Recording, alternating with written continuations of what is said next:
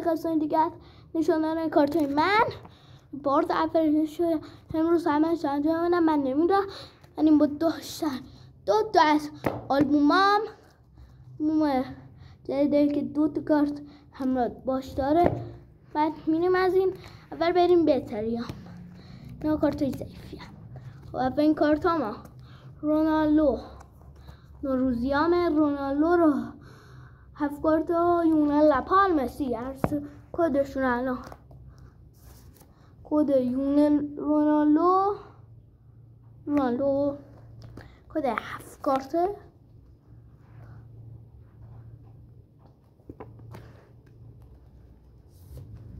نه یونل مسی به هنچه کد شما نشان بدم. این اول بتین کارت نوروزی هم من زیاد نوروز گرفتم و همه نوروزی ها دارم. همه کاداش نوروزی هم بر شما نشون میدم. خب نوروزی های نمیدونم این چیه زلاتان سلطان نوروز رو نمیدونم که چی هر سه کدشون رو الان شما میگم بیای کدشون رو بابا. خب کد این ونستیا نمیدونم چی تیم لالیگاییه هاش از من اصلا میشه این نمیدونم برون میاد اصلا کد نمیدونم کی خورداد ویدیو خورداده. خب هر سه توش اون بعد بریم آخرین قسمت ها نوروزی هم بعد بریم به رویالا زیاد دارم بچه کدش این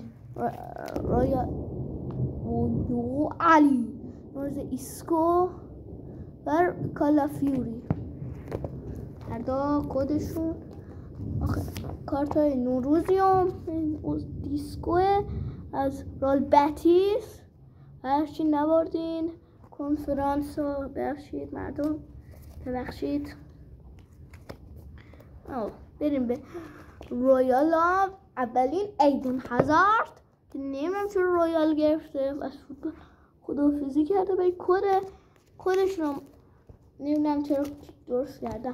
بریم به بخش چی بودش این رویال اودگارد توتی و فرناندز آسمینان یا میدونستی فرناندز بود و برادر داره واقعا من نمیدونستم سرچ کردم دارم. این توتیه کدش این فرناندز این فرناندز